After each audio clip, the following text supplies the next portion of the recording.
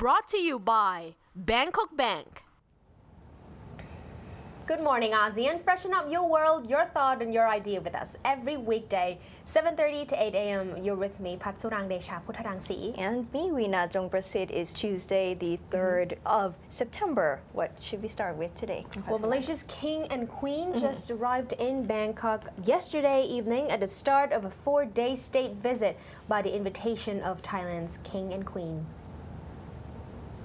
They were received upon arrival by His Royal Highness Prince Maha Wachiralongkorn and Her Royal Highness Princess Mahachakri Sirinthorn. This is actually the second visit of His Majesty Sultan Badishah, the 14th Yang di-Pertuan Agong of Malaysia, and Her Majesty the His Majesty, yes, the Raja Haji Hamidun. It was earlier scheduled for February, but postponed to the current date at the advice of His Majesty's personal physician. The Malaysian king paid his first state visit to Thailand back in February 1973. The visit reflects the close and friendly relations between the two nations and their peoples.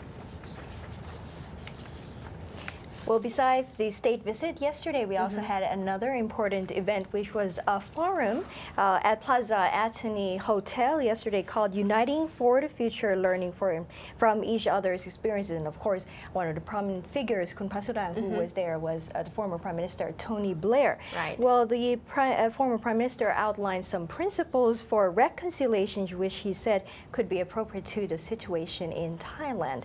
And as the country seeks ways to end its long and deep national divide, Blair said he had been invited but not paid to attend the forum to share his experiences on seeking reconciliation in Northern Ireland when he was Prime Minister in 2005.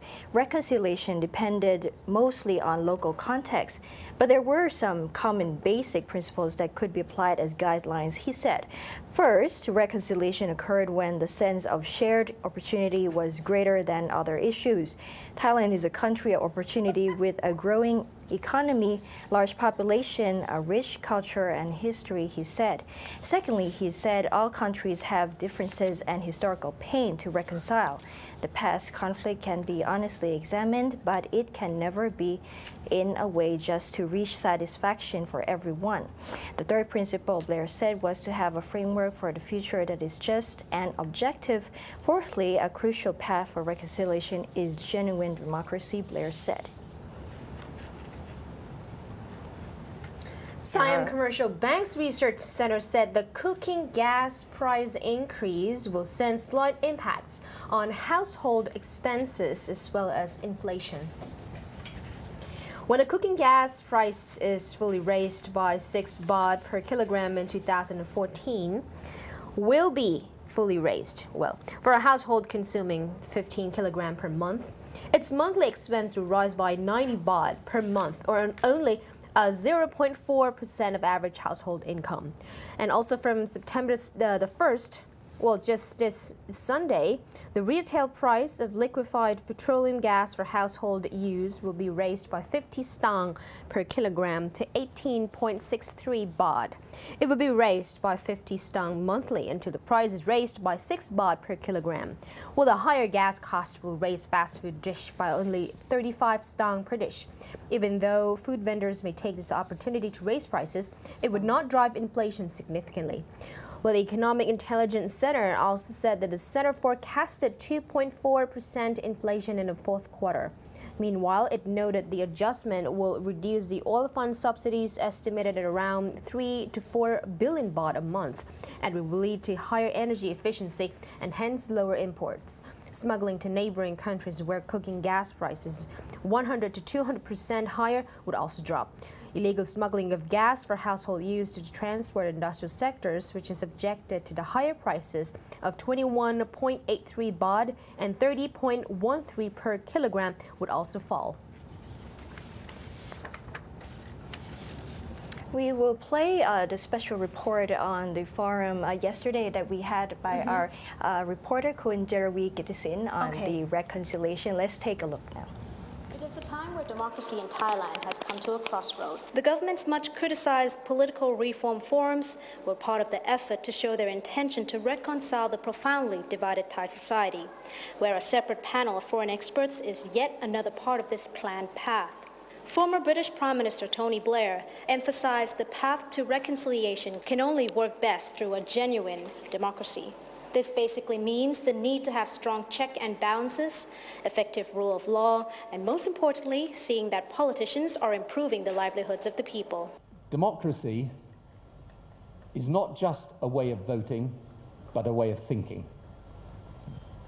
In other words, democracy is not just about how the majority takes power. It is crucially about how the majority then relates to the minority. Reconciliation is indeed not an easy task. It will take time. But all the three panelists today have voiced unanimously that reconciliation should not be focused on the end result of what we have achieved. Instead, Thailand should be focusing on the process and the steps along the way to achieve reconciliation in the society. Priscilla Hayner of the Center for Humanitarian Dialogues speaks from her experiences in many different countries, that reconciliation will never work if it is done on the face of a hidden agenda. This word, reconciliation, may in fact often mean different things to different people. This is not always intentional, and it may be something that we are not fully conscious of when we use this language. She added in regard to awarding amnesty, investigation must continue even when the crime of the victim has been waived.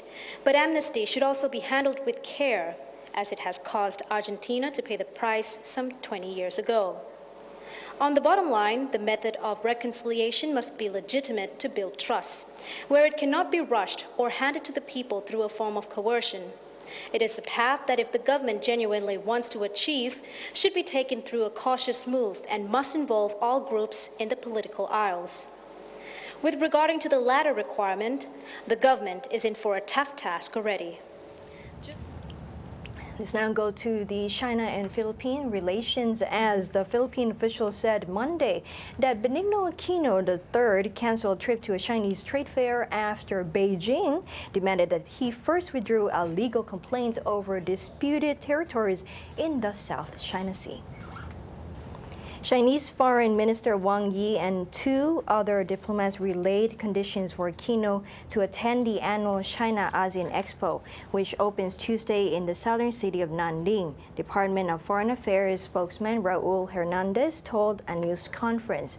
Hernandez declined to detail the conditions but said these were absolutely inimical to our national interest. Aquino on Thursday decided to cancel his publicly announced trip to the Nanning Trade Fair. Hernandez said the Philippines will instead send a delegation headed by its trade secretary. Two Philippine officials told the Associated Press that China wanted the Philippines to withdraw a UN arbitration case over disputed islands in the South China Sea. The officials spoke on condition of anonymity because they were not authorized to talk to reporters. Chinese officials did not comment Monday. The spokesman's office at the Chinese Ministry of Foreign Affairs said last week that Aquino was not specifically invited to Nanning. The Philippines is this year's country of honor at the trade fair, which takes place in China every year to highlight trade exchanges between Beijing and the 10-member Association of Southeast Asian Nations. The Philippines and China have been embroiled in increasingly antagonistic territorial disputes. Last year, China seized a shoal near the northwestern coast of the Philippines, and this year it demanded that the Philippine Navy withdraw from Second Tomas Shoal further south. Well, Kunbi, there was a big gathering of affiliated news agencies of the Asian News Network back in Manila, Philippines last week. Well, of course, Nation News Network joined by our president, Kun Panat Janvirod. Yes. And let's see, it was very honored to have been invited by the Philippine Daily Inquirer to interview the leader of the Philippines, President Benigno Aquino III. Well, let's see how was his reaction to the question asked about the current current Philippine economy and the lack of infrastructure. We're being criticized, for instance, for the lack of substantial infrastructure projects. And unfortunately, we are inheritors of a system and various laws that unfortunately were created at a point in time when the purpose was not to serve the general good. I'll give you for instance, we have what we call expressways, major highways leading to the north and to the south. And in the 70s, they did plan to connect both this north and south expressway so that you do not have to go through the congestion of the Metro Manila area. That was in the 70s. Today, it's still not a reality. Okay. The laws that govern the franchises for these roads were designed to benefit a crony. And unfortunately, the laws are still existing in our books, and we have to conform to these particular laws if we are to have this infrastructure. So that is an unfortunate stumbling block. We are trying to navigate these very tricky waters so that the project will stand scrutiny by anybody and everybody. Now, there is, of course, the competing pressure that there is an estimate of 2.4 billion pesos in losses every day due to the traffic and congestion that happens in Metro Manila. Hence, if we had this connector road from the north to the south that would bypass, would serve to alleviate the traffic congestion, would definitely improve the quality of life, and would reduce the 2.5 billion opportunities, the loss of opportunities. More on the aftermath of the Cambodian elections, again, as the Cambodian opposition vows to avoid chaos through protests.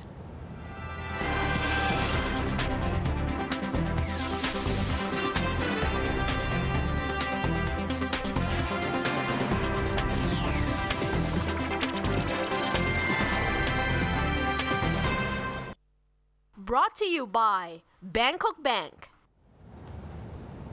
Cambodia's opposition party yesterday promised a violence-free, is there any violence-free?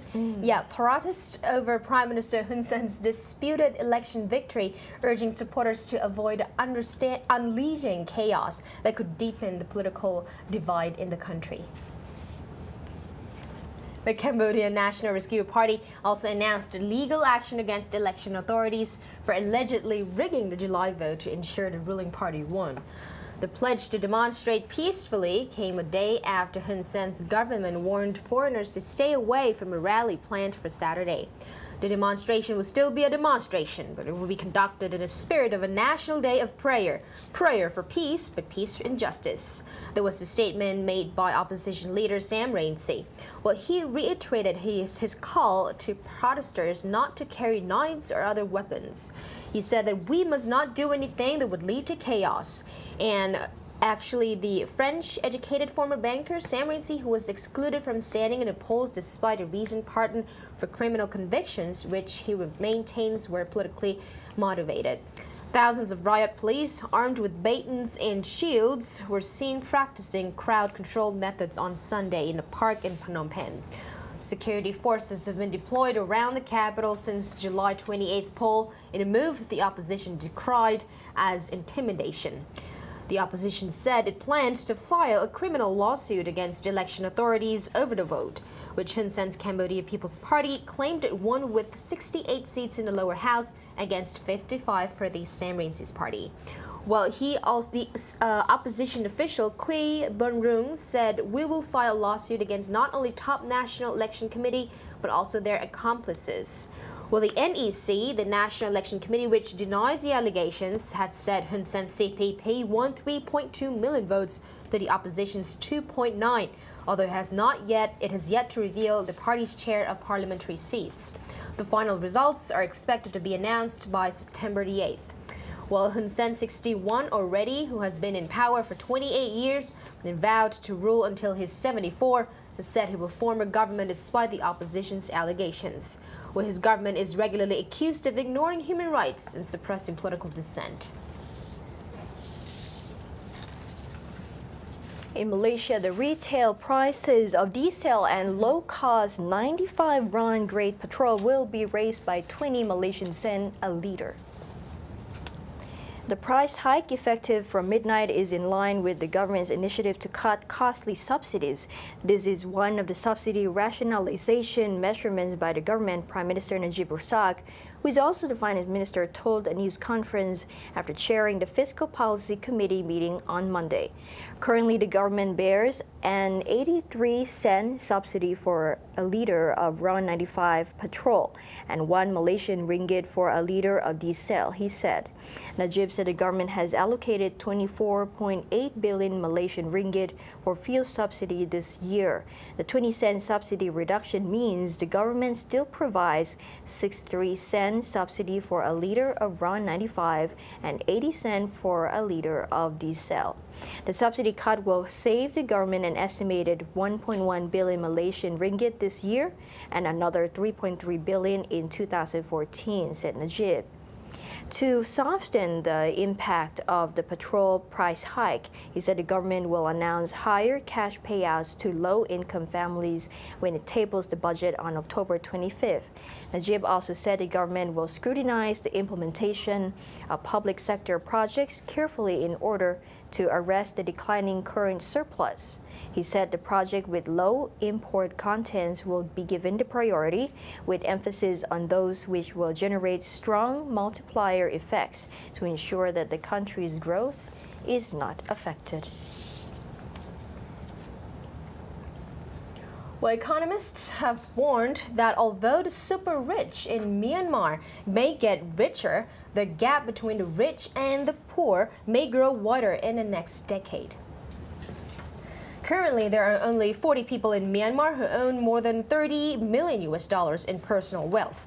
Well, by 2022, the super rich will increase to 307 according to WealthX, a global leader on ultra-high net worth individuals. Well, this is in a country still considered one of the poorest in East Asia, according to the World Bank, with an estimated GDP per capita of between $800 and $1,000. Dr. Ong Ko, the economist, said at the moment the gap between the rich and the poor of Myanmar is still the highest in the world, Karina. And he also added that the existence of the gap between the rich and the poor depends on the country's policy of income distribution. So if the country is depending on selling the country's resources, such as oil and gas, the gap may continue to exist. As the government embarks on a series of political and economic reforms, foreign investors and capital are pouring in as companies vie for lucrative contracts in new hotel businesses, construction, natural gas and energy. Myanmar looks set to embrace the economic growth witnessed by the emerging Southeast Asian economies in the early 90s. However, economists fear that if Myanmar fails to rethink some of its economic policies on how to balance this distribution of income, the rich will only grow richer while the poor will grow poorer. So such income inequality can lead to political instability and lower growth in the future. Well, after decades of state-run socialism, Myanmar is now embracing a free market economic system which allows for competition. So, however, equal access and opportunities in the marketplace are still lagging as companies known locally as cronies, because of their connections to the old regime, have often been the first to profit from lucrative contracts and deals. So Dr. Ang Ko stated again that widening participation, guaranteeing fairness through laws, as well as preventing economic manipulation are also crucial to avoid the emergence of a crony economy. So there are competition laws in over 100 countries of the world except Myanmar.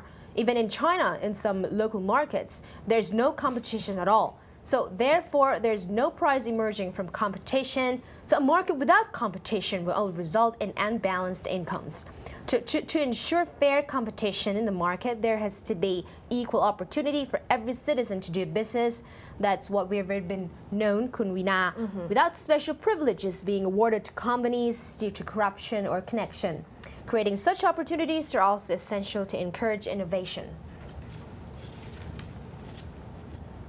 The Vietnamese government is now cracking down on the social media in the country. Find out more from this report. A new internet law banning Vietnamese citizens from posting anything other than personal information on their online personal pages, which include Facebook, Twitter, and blog, took effect on September 1st. Vietnamese Decree 72 outlaw the posting of the content of the internet that harms national security and opposes the state. However, it does not elaborate on what constitutes a breach. The law also demands all foreign websites have at least one server in Vietnam, which would give greater control of content to a government that media freedom watchdog, Reporters Without Borders, has described as an enemy of the internet. Vietnam have been criticized by the United States and leading internet firms like Google and Yahoo over the controversial internet decree which it said had been misunderstood and did not preach human rights. The U.S. Embassy in Hanoi and a coalition of major internet groups derided the decree, saying it curbs freedom of speech and restricts information people can say on social media. Vietnamese in Hanoi had mixed view on the new law. Tôi nghĩ là khi mà tôi muốn chia sẻ những link hay hay là những cái mà hay ở trên trang mạng xã hội thì chắc tôi phải đi ra ngồi quán cà phê như này thôi. Bởi vì là không được chia sẻ trên những trang mạng xã hội nữa rồi. IT freelancer Lee Tong Kwan, however, see the decree as a good move from the country leadership. Phát tán quá nhanh những cái nguồn thông tin mà phản cảm, thứ nhất là phản cảm, hoặc là thứ hai là những cái nguồn thông tin mà nó không chính thống, chưa được kiểm duyệt, tốc độ của nó sẽ không bị lan truyền quá. Đó là một cái, theo một ý kiến chủ quan của mình thì là một cái sự quản lý mà tương đối là tốt của nhà nước. Vietnam has repeatedly come under the fire for its harsh treatment and long jail term for bloggers who dare to criticize the one-party communist regime. It comes as internet penetration soars in a country where a third of the estimated 90 million population have web access.